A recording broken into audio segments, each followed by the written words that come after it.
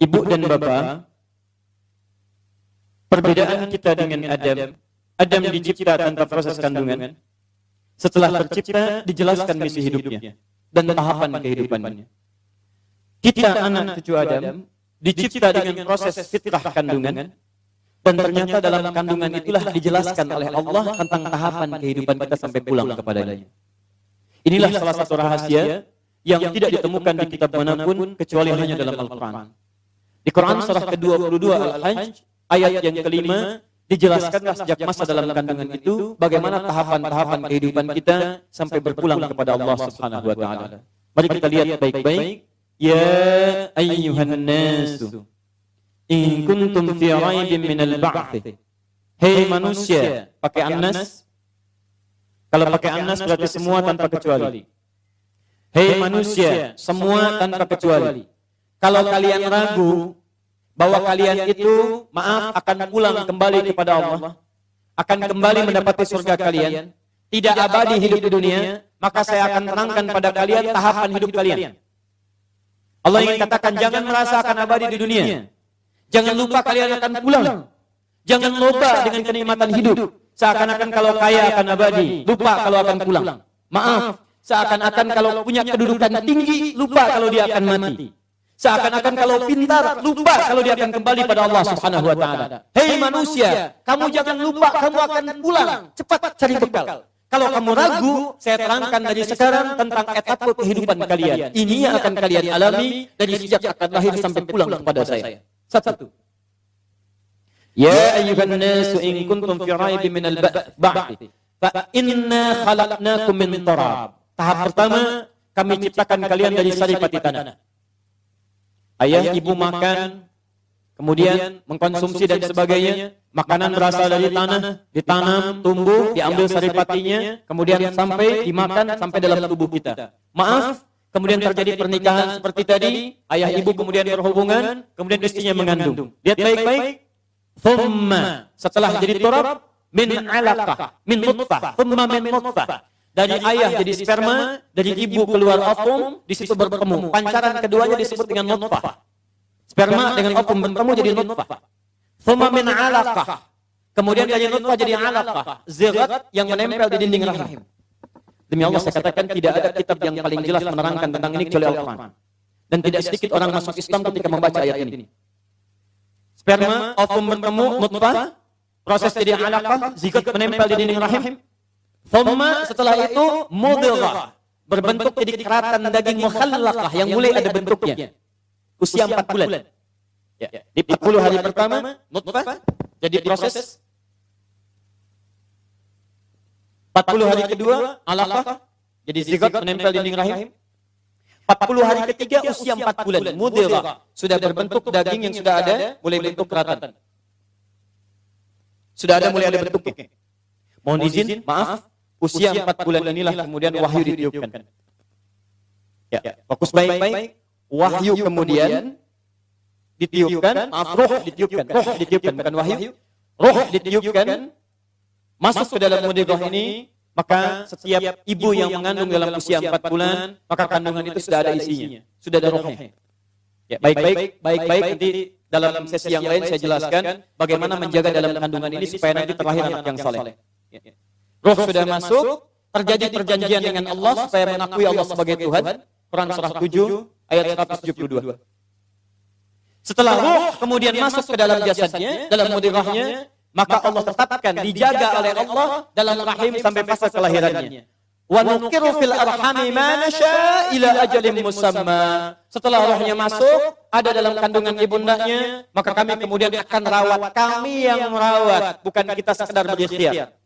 Kami jaga dalam rahim di tempat yang sangat kokoh sampai pada waktunya dia akan dilahirkan. Baik. Tsumma nukhrijukum tifla. Kemudian kami dengan izin Allah Subhanahu wa taala, perhatikan kata Allah, kami tetapkan kelahirannya sampai terlahirlah dari kandungan itu. Lahir jadi bayi. Fokus dari bayi ini dia jalani masa kehidupan, tsumma litablughu asyuddah, sampai masa kekuatan kematangan hidupnya. Asyuddah.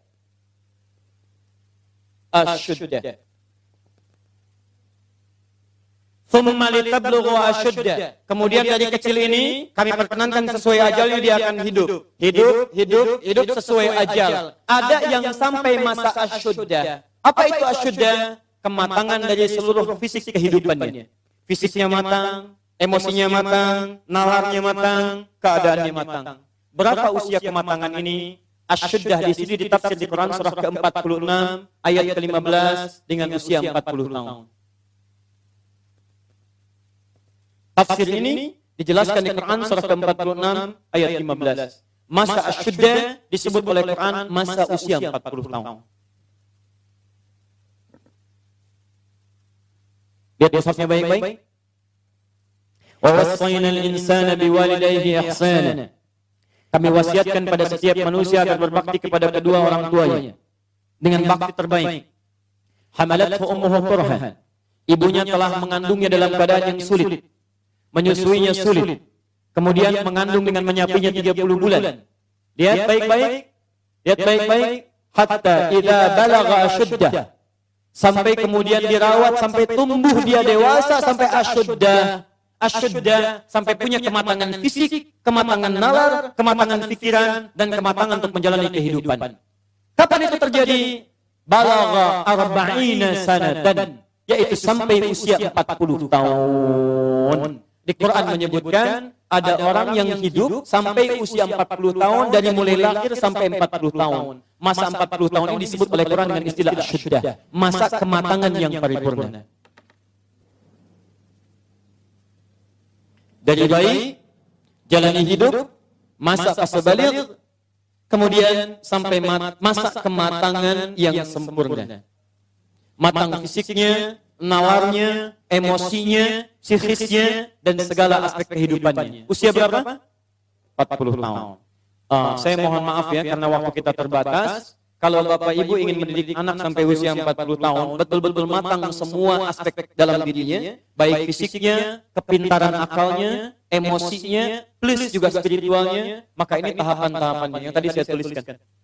Usia 2 tahun, ini yang diberikan asinya. 2 tahun sampai balik, ini Quran surah 31 ayat 13 sampai 19. Dari balik sampai remaja, Quran surah ke-12 ayat 4 sampai 29. Sampai nanti bagaimana cara belajarnya, melatih fisiknya, mendapatkan asupan makannya, cari pakaian terbaiknya, ada semua di Quran. Tapi karena materi kita itu hanya sampai usia 40 tahun, maka saya akan keluarkan langsung usia 40 tahun ini. Dan saya hanya punya waktu 5 menit ke depan, jadi mohon fokus baik-baik. Ya, satu. Qala, jika ada seseorang sudah sampai usia 40 tahun, maka dia mesti hati-hati, mesti punya persiapan terbaik, khususnya 5 persiapan ini. 1. Qala rabbi auzi'ni an ashkura ni'mataka allati an'amta 'alayya wa 'ala walidayya. 1. 2. Wa an a'mala salihan tardah. Sudah? 3. Awas hati-hati, saya langsung cepat langsung mau ke ujung. Wa aslih li fi dhurriyyati. 4. Inni tubtu ilaik. Dan 5. Minal muslimin. 5 hal. Seorang yang sudah sampai usia 40 tahun, maka Allah mengingatkan dia untuk menyiapkan 5 bekal utama sebelum dia kembali pada Allah Subhanahu wa taala. Hati-hati yang sudah sampai 40 tahun, jika Anda belum memiliki satu di antara 5 ini, Anda mesti khawatir. Karena ini peringatan dari Al-Quran. Baik, 1. Qala rabbi auzi'ni an ashkura ni'mataka allati an'amta 'alayya wa 'ala walidayya. Amanat pertama, kata Allah, dia mesti memperbanyak doa kepada Allah Subhanahu wa taala agar dibimbing. Perbanyak doa agar dibimbing mensyukuri nikmat hidup, plus bisa meningkatkan bakti pada orang tua. 1. Awas hati-hati ya. Mohon izin saya pelankan. Sebentar, saya mau minta izin dulu. Pak, boleh saya lebih dari 5 menit? Oh, alhamdulillah. Sampai jam berapa kita? Oh, baik. Insyaallah.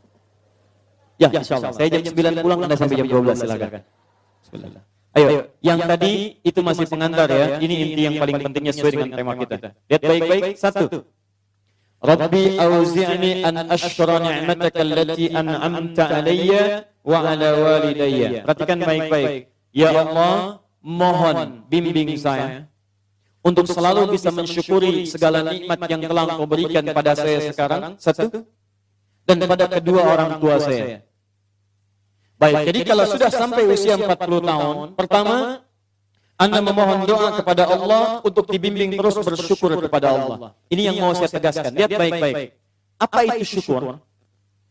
Tidak ada makna lain dari syukur yang tertuang dalam Al-Quran dan hadis kecuali ungkapan kebahagiaan atas nikmat yang Allah berikan kepada kita dengan cara menggunakan nikmat itu sesuai dengan fungsi yang telah Allah tetapkan.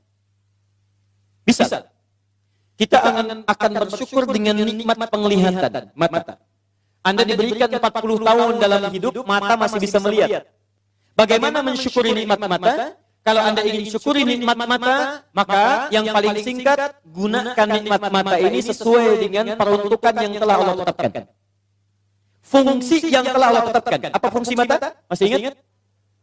Melihat yang baik-baik. Quran surah ke-24 ayat 30 untuk laki-laki, ayat 31 untuk perempuan. Qul lil mu'minina yaghuddu min absarihim. Katakan pada pria-pria yang merasa punya iman. Dengan iman itu dia yakin dengan akhirat. Wa bil akhirati hum yuqinun. Karena yakin dengan akhirat dia sadar akan pulang dan dia tahu nikmat matanya akan ditanya oleh Allah Subhanahu wa taala. Katakan pada pria-pria yang yakin bahwa matanya akan ditanya oleh Allah. Quran surah ke-17 ayat 36. Inna sam'a wal basara wal fuada kullu ulaika kana anhu mas'ula. Setiap pendengaran Anda, penglihatan Anda plus apa yang Anda pikirkan satu saat akan ditanya, dipertanggungjawabkan di hadapan Allah Subhanahu wa taala. Karena itu kata Allah, katakan pada orang-orang yang yakin dengan itu semua, ghuddu ya ghuddu min absarihim, matanya hanya boleh melihat yang baik-baik saja. Yang tidak baik palingkan. Ibu juga sama ayat 31-nya. Wa kullil mu'minati yaghdudna min absarihinna. Katakan pada perempuan yang merasa yakin dengan Allah, yakin akan pulang, yakin akan ditanya, matanya hanya boleh melihat yang baik-baik saja menurut Allah. Yang tidak baik palingkan. Di ghadul basar itu bukan enggak boleh lihat, Pak. Ghadul basar silakan lihat, tapi ketika yang dilihat tidak baik menurut Allah, maka palingkan dari itu semua. Tidak tepat teman-teman sekalian. Anda hanya mengucapkan alhamdulillah ya, sampai sekarang penglihatan masih baik. Belum cukup. Baik itu dipakai lihat apa? Penglihatannya baik, tapi masalahnya yang dilihat baik tidak. Itu poinnya. Maaf, ada anak usia 4 tahun, Bu, Pak, tidak bisa melihat. Dalam tidak bisa melihatnya, dia masih mau menghafal Al-Quran. Namanya Mu'af. Tinggalnya di Asyut. Adanya di Kaira, negaranya Mesir. Matanya nggak bisa lihat, tapi dia sampaikan pada bapaknya, Pak, saya ingin menghafal Quran. Saya ingin menghafal Quran. Kata bapaknya, kamu yakin? Saya yakin. Baik, keluarga sederhana, punya cuma motor yang sangat luar biasa tidak bagusnya. Dimodifikasi dashboardnya, menempuh jarak kisaran 20 km. Datang pada syekhnya, bapaknya kemudian membonceng, muadznya di belakang.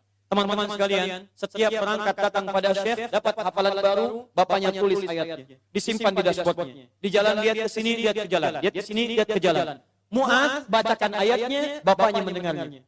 Secara singkat, tiba-tiba setelah itu, fasenya berakhir, jadilah anak ini hafal Quran. Yang ngantar belum hafal Quran, yang diantar nggak bisa lihat hafal Quran. Saking mudahnya Al-Quran, yang nggak bisa lihat bisa hafal Quran. Tapi bapaknya dapat pahala dari transferan anaknya. Perhatikan baik-baik. Begitu dibacakan Qur'annya, bagus makhrajnya, viral kisahnya. Begitu viral di Timur Tengah, datang reporter mau wawancara. Pertanyaan pertama, kalau adinda diperkenankan oleh Allah untuk bermohon saat ini, apa yang mau dimohonkan kepada Allah? Reporter ini mengira dia akan meminta doa seperti ibunda Imam Al-Bukhari bermohon kepada Allah supaya Al-Bukhari disembuhkan dari butanya. Bu, Pak, Imam Al-Bukhari itu dulu buta. Butanya permanen. Dilahir 2 tahun ayahnya meninggal, 4 tahun buta permanen. Nanti ada satu kejadian di situ, yang dengan kejadian itu ibunya berdoa kepada Allah, anaknya menghafal Quran sampai di surat Qaf, ya, ayat ke-22. Anaknya murajaah ayat, ibunya memohon kepada Allah sambil menangis, sambil tertidur, sampai tertidur. Disitulah kemudian terjadi sesuatu yang luar biasa. Seketika Allah sembuhkan Al-Bukhari kecil, matanya bisa melihat kembali. Karena kajian kita bukan di sini, lain waktu nanti saya terangkan. Anda yang punya kitab Fathul Bari, Syarah Sahih Al-Bukhari, beli jilid pertama, kitab Muqaddimah, halaman 634, paling kiri, paragraf yang ketiga, dari 1 sampai dengan 9. Anda temukan kisahnya. Nah, reporter ini mengira, ini Mu'adz akan minta kepada Allah seperti Al-Bukhari kecil memohon kepada Allah, matanya bisa melihat lagi. Ternyata lihat baik-baik. Kalau saya diperkenankan bermohon kepada Allah dan permohonan saya dikabulkan, maka pertama saya akan mohon kepada Allah untuk tetap membutakan mata saya sampai dengan kiamat. Ya Rabb, mohon butakan mata saya sampai kiamat. Karena dengan buta mata ini saya bisa menghafal Quran. Saya takut ya Allah, kalau saya melihat lagi, mata saya melihat maksiat dan hilang Quran dari hafalan saya. Anda bisa bayangkan, anak kecil 4 tahun, mata nggak bisa lihat, digunakan menghafal Quran. Dan dia takut kalau melihat matanya dipakai maksiat. Antum dikasih 40 tahun. 40 tahun, lebih daripada 4 tahun, lebih dari 14 tahun. Anda sampai 40 tahun, dipakai apa mata Anda sampai dengan hari ini? Berapa maksiat yang telah Anda kumpulkan dari mata Anda itu? Mungkin wajar, jangankan hafal, baca masih sulit, lihat pusat masih enggan, membaca masih susah. Kalau Anda sulit berhadapan dengan Al-Quran dalam pandangan Anda, tanyakan pada diri Anda, dipakai maksiat apa mata ini selama ini? Makanya ulama mengatakan, kalau mata Anda sulit melihat mushaf, jangan dulu dibaca. Bawa mushaf yang paling besar, simpan di ruang tengah Anda, bangun malam-malam jam 2, gak usah dibaca. Lihat mushaf, lu sampaikan pada diri Anda, ya Allah, dosa apa, maksiat apa mata saya sampai lihat mushaf pun gak bisa. Anda mesti hati-hati. Dan Anda berlomba dengan itu. Demi Allah saya katakan, saya kunjungi beberapa tempat di Indonesia. Dan luar biasa. Anak-anak sekarang 4 tahun, 5 tahun, 6 tahun sudah berlomba menghafal Quran. Saya dapat kunjungan anak dari Bali, kemarin dari Bali datang. Anak TK, usia 4 tahun mau 5 tahun. Datang dari Bali ke Masjid Al-Ihsan di Bekasi, hanya untuk menyetorkan hafalan surah Abasa. Abasa wa tawalla anjahul a'ma. Hanya menyetorkan surah Abasa, datang dari Bali jauh-jauh ke Masjid Al-Ihsan ke Bekasi. Anak 4 tahun. Antum diberikan 40 tahun, lebih daripada itu. Untuk baca saja masih belum punya waktu. Anda butuh berapa tahun lagi? Anda mesti hati-hati. Dan hebatnya, Anda yakin akan pulang. Anda yakin akan meninggal. Saya bingung saya. Urusan dunia Anda cari-cari. Berangkat gelap, pulang gelap. Tapi Anda yakin akan ditinggalkan. Anda punya uang, Anda beli mobil. Tapi Anda tahu mobil itu akan dipakai. Mobil itu akan ditinggalkan. Anda punya uang bikin rumah bagus-bagus, luas-luas, mewah-mewah. Tapi Anda sadar akan meninggal itu akan ditinggalkan. Meninggal dunia, semua dunia ditinggalkan. Pertanyaan saya, apa yang Anda bawa pulang saat kembali kepada Allah? Mu'adz belum selesai, perhatikan bagian kedua. Dan ini bagian penutup dari kalimat Mu'adz. Wallahi, kalau saya diperkenankan memohon kepada Allah dan dikabulkan doa saya sekarang, maka saya mohon kepada Allah yang kedua, lihat permohonannya. Saat saya kembali kepada Allah di hari kiamat, saya berhadapan dengan Allah tanpa ditemani siapapun. Tidak ada ayah saya yang biasa mengantar saya untuk hafalan Quran. Tidak ada ibu yang melahirkan saya. Tidak ada kakak dan adik saya. Saya akan berhadapan dengan Allah sendirian.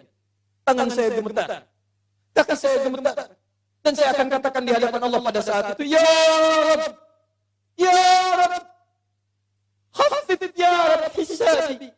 Ya Allah, mohon ringankan hisab saya saat ini ya Allah. Saya sudah berusaha menghafal Quran. Saya sudah bisa datang ke sini membawa hafalan Quran. Kalau dengan semua bekal itu belum layak mendapatkan ridho untuk masuk ke surga, mohon kurangi hukuman saya di neraka. Anak 4 tahun, dia belum balik, mata buta, dia berusaha menghafal Quran. Dia masih berkata, kalau saya ada hari kiamat kurang bekal ya Allah, saya sudah mencoba menghafal Quran. Tolong kurangi siksaan saya kalaupun saya masih disiksa dengan Quran yang telah saya bawa ini. Pertanyaan saya, Anda yang diberikan 40 tahun sampai dengan hari ini, berapa bekal yang sudah Anda kumpulkan? Dia belum balik, Anda sudah lewat balik. Maka satu saya katakan, itu baru mata bu, Pak. Belum telinga. Dipakai apa telinga antum? Sehingga sulit mendengar adzan. Sehingga sulit merespon. Orang belum adzan, sudah ke masjid. Antum sudah komat ke masjid. Yang hebatnya luar biasa. Ini rumah antum di sini. Ini masjidnya. Masya Allah. Speaker masjid spesial ke rumah antum begini. Jaraknya nggak terlampau jauh, sepeda ada, motor ada, mobil punya, banyak ragamnya. Orang nggak punya sepeda, cuma punya kaki bisa ke masjid, jarak 1 kilo. Antum cuma 10 meter, sepeda ada, motor ada, mobil ada. Belum menyentuh Anda untuk ke masjid. Anda butuh pendengaran seperti apa lagi? Butuh kaki bagaimana lagi? Karena itu bertakwalah kepada Allah Subhanahu wa taala. Kalau Anda mengaku ingin bersyukur, syukur itu bukan mengucapkan alhamdulillah saja, tidak. Alhamdulillah itu butuh pembuktian. Alhamdulillah itu komitmen. Setiap komitmen butuh pembuktian. Cinta itu komitmen. Cinta butuh pembuktian. Buktinya pernikahan. Makanya para akhwat yang belum menikah jangan mau dikatakan dengan kata-kata angin surga. Sayang, namamu sudah tertulis di hatiku. Katakan, saya tidak mau tulis di hati, tulis di buku nikah. Yes.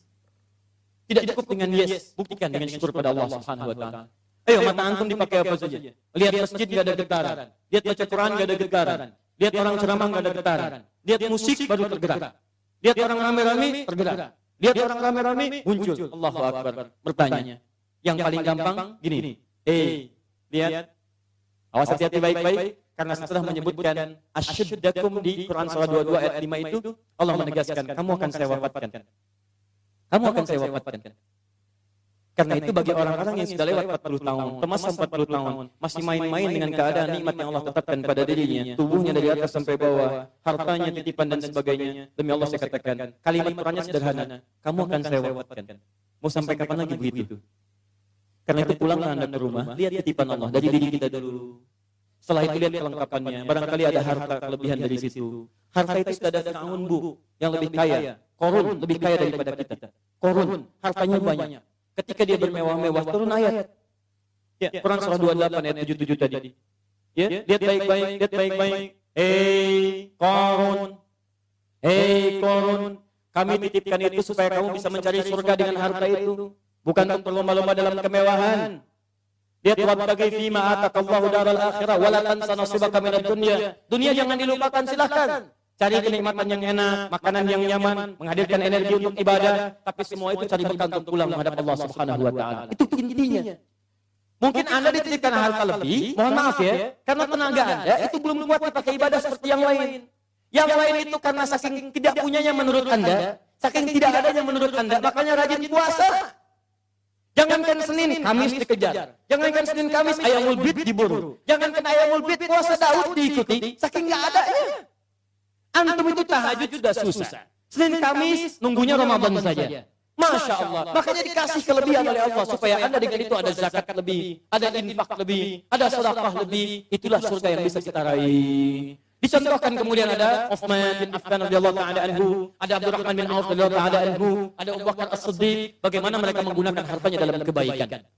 Turun peringatan alhaqumut takafur hatta zurtumul maqabir. Hei, yang masih lalai dengan harta benda, kamu itu akan mengunjungi kuburan. Hei, yang sering mengunjungi tempat-tempat wisata.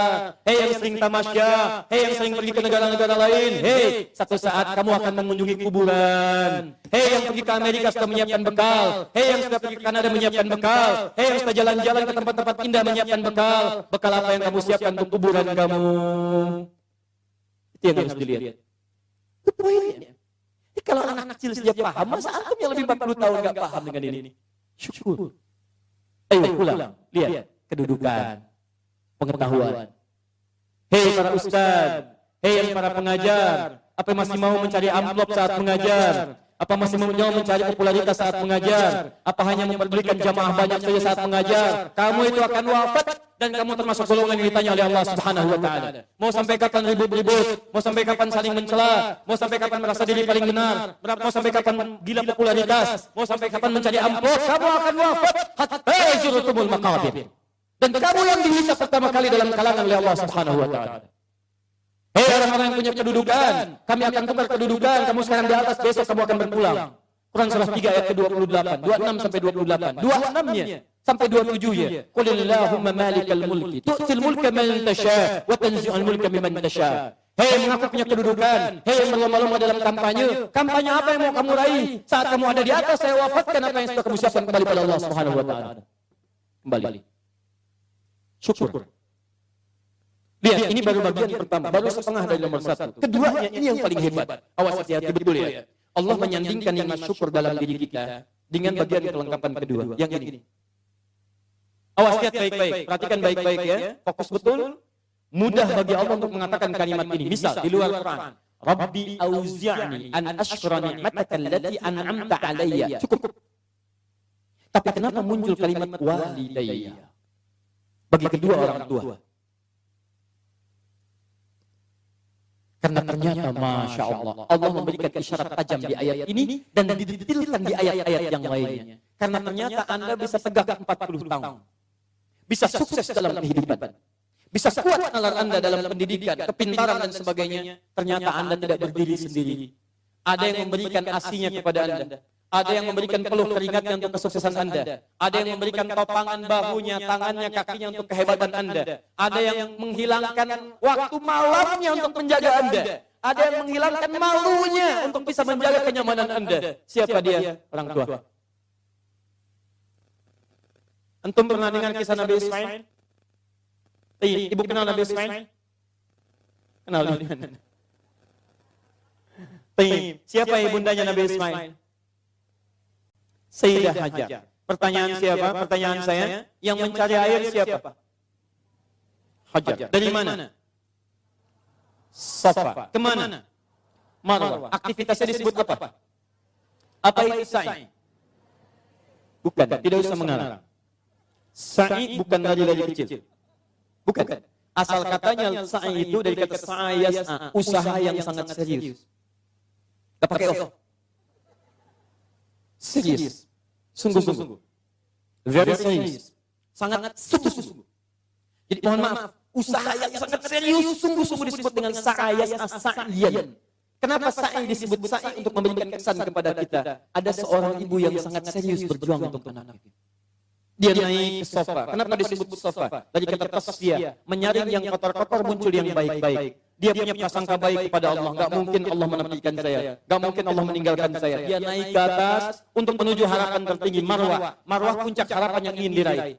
Dia jalan mencari air. Begitu turun, dia lihat di tengah-tengah seperti ada oase. Dia berjalan cepat, setengah berlari.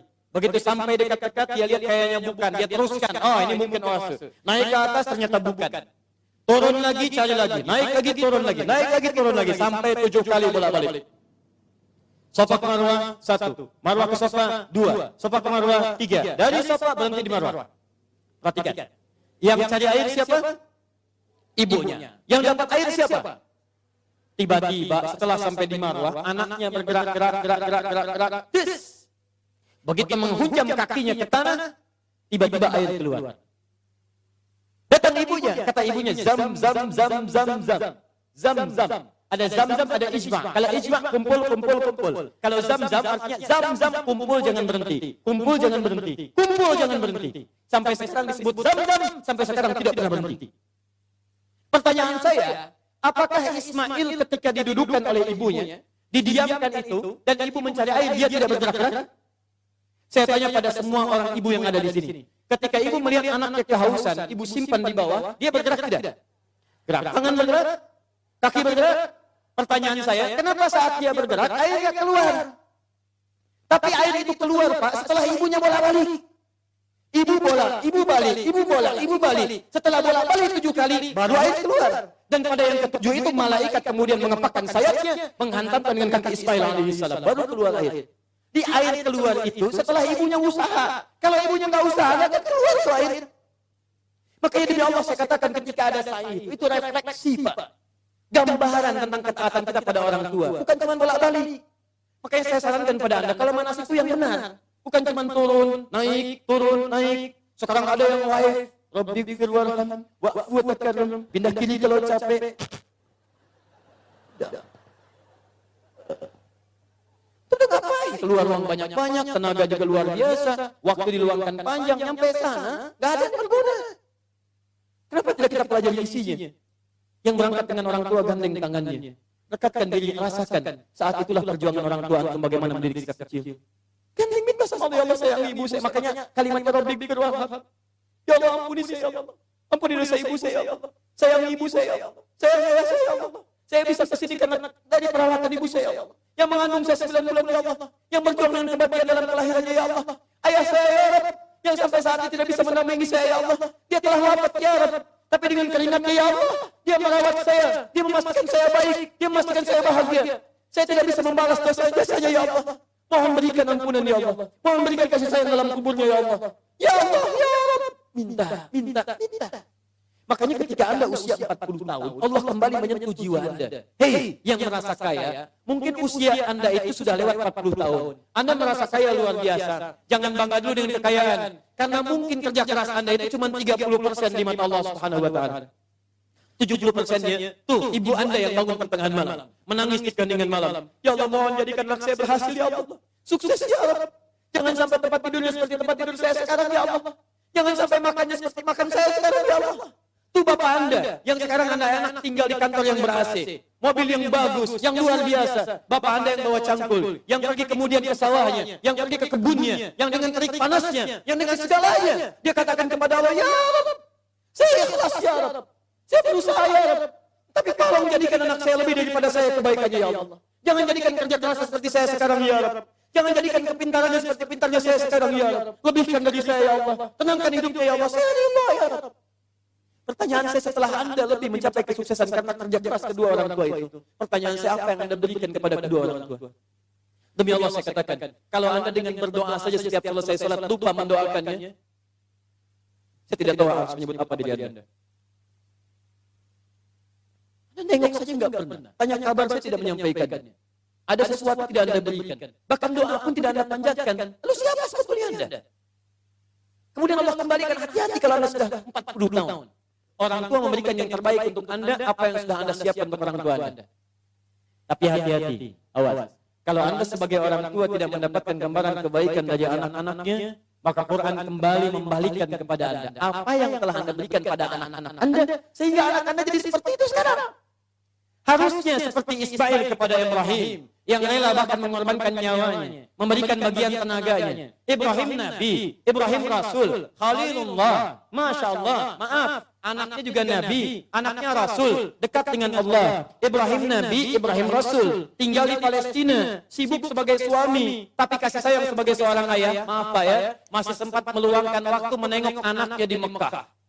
Karena itu disebut dengan Ibrahim. Dalam Fathul Qadir Asy-Syaukani menyebut dari Abu Rahim, bapak yang punya nilai kasih, Nabi, Rasul, Khalilullah, dekat dengan Allah, suami pencari nafkah, Rasul punya risalah, tapi di balik kesibukannya masih jalan dari Palestina ke Mekah, yang jaraknya pakai mobil, bus, 1 hari 2 malam.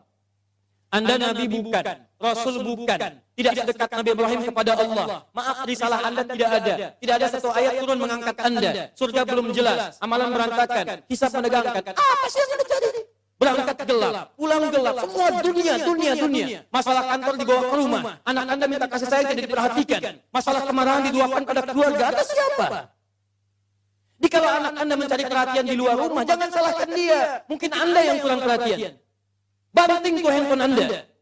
Bukan anak Anda yang dipukul. Mungkin handphone itu yang menjadikan anak Anda mencari perhatian di luar. Kalau anak Anda ingin mendapatkan pengakuan di luar, bahkan dia tawuran, bahkan dia mencari ini, mencari itu, bayangkan, barangkali dia mencari pengakuan di luar karena di dalam tidak mendapatkan perhatian dan pengakuan dari orang tuanya. Karena itu kalau Anda menemukan anak kurang taat pada orang tua, kata Quran, cek kalimat kedua. Perhatikan. Wa aslih li. Sebelum sampai wa aslih li wa dzurriyyati, saya teruskan dulu ya gini. Ya, wa an a'mala salihan tarda.